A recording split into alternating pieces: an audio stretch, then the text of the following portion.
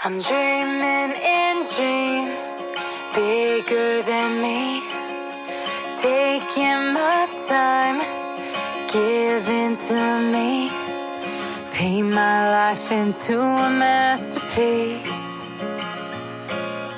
coloring it how I want.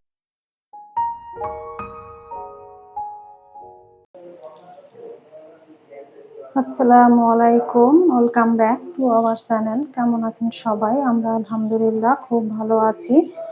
এখন সন্ধ্যার সময় আমি চা বানিয়ে নিচ্ছি। আজকে একটু বেশি পরিমাণে চা বানাচ্ছি। আমার ননদ আসছে, আমার দেবর আসছে, তো আজকে সবাই মিলে একসঙ্গে চা খাবো। রং চা বানিয়ে নেব, কারণ আমার দেবরের আবার ঠান্ডা লেগেছে। ঠান্ডা লাগলে আসলে রং চাটা খেলেই বেশি ভালো হয়, আদা চা লবঙ্গ দিয়ে। I'm dreaming in dreams bigger than me, taking my time, giving to me, paint my life into a masterpiece, coloring it how I. এই যে দেখতে পাচ্ছেন অনেকগুলো দুধের বোতল আয়নের ফুপি গ্রাম থেকে আসার সময় আয়ন বাবার জন্য নিয়ে আসছে। গ্রাম থেকে আসা যে কোনো কিছুই অনেক মূল্যবান। সবজি কেটে নিয়েছি, এখন ধুয়ে নিচ্ছি সব সবজিগুলা, তারপর রান্না শুরু করে দেব। আজকে লাল শাক ভাজি করব। এখানে আমি লাউ কেটে ধুয়ে নিয়েছি, লাউ রান্না করব। এই যে আমি রান্না করার জন্য সবকিছু গুছিয়ে নিয়েছি। আজকে সব রান্না নিরামিষ রান্না হবে, লাল শাক ভাজি হবে, লাউ রান্না করব আর লাউয়ের খোসা ভাজি করব। লাউয়ের খোসাটাকে সিদ্ধ করতে বসিয়ে দিয়েছি। এখানে আমি কাঁচামরিচের ফালি, পরিমাণ মতো হলুদ, পরিমাণ মতো লবণ দিয়ে আগে আমি সিদ্ধ করে নেব। এখন ঢাকা দিয়ে দিচ্ছি। আর এখন আমি অন্য চুলায় লাউটাকে রান্না করে নেব। কিছু আস্ত জিরা, যেটা র জিরা, সেটা টেলে নেব। কড়াইয়ে তেল দিয়ে দিয়েছি। এখন আমি পেঁয়াজ এবং রসুনটাকে ভেজে নেব। তো আমার ছেলে আর ওর মেয়ে মিলে ওরা আনন্দ করতেছে, খেলাধুলা করতেছে, এই জন্য সাইডে একটু শব্দ হতে পারে। পেঁয়াজ এবং রসুন ভেজে নেওয়া তেলের মধ্যে আমি লাউটাকে দিয়ে দিয়েছি। এখন আমি পরিমাণ মতো হলুদ দিয়ে দেব।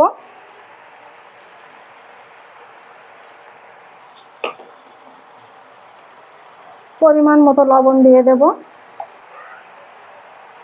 পরিমাণ মতো ধনিয়া গুঁড়া দিয়ে দেব। এখন আমি লাউটাকে সুন্দর করে কষিয়ে নেব। লাউটা ভালো আছে, এটার জন্য আমাকে এক্সট্রা পানি দিতে হবে না কষিয়ে নেওয়ার জন্য। লাউ থেকে যে পানিটা বের হবে, এটা দিয়েই আমার লাউটা কষিয়ে নেওয়া হয়ে যাবে। এখন আমি ঢাকা দিয়ে দেব কিছুক্ষণের জন্য।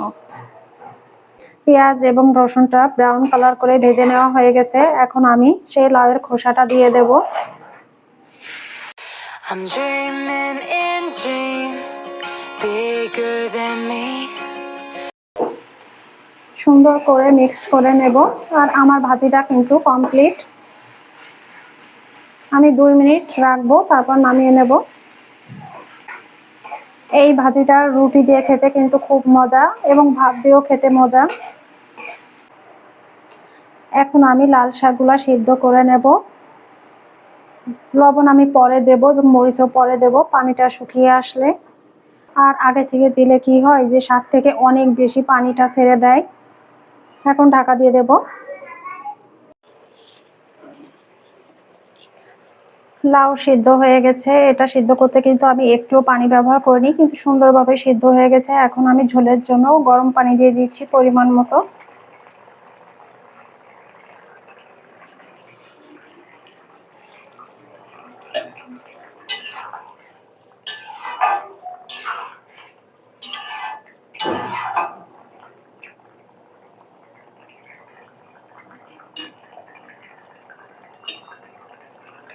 দুই মিনিট ঢেকে রাখবো।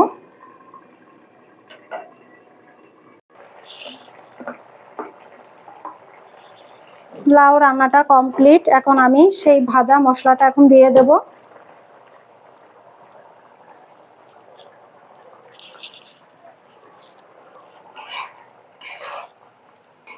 2 মিনিট রাখবো, তারপর আমি নামিয়ে নেব।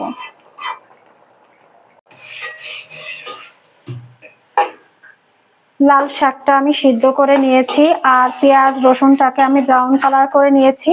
এখন শাকটা দিয়ে দেব।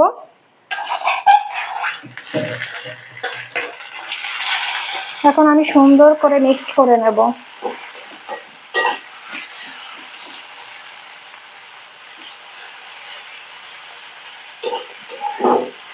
আজকের মতো এখানেই আমার রান্না বান্না কমপ্লিট।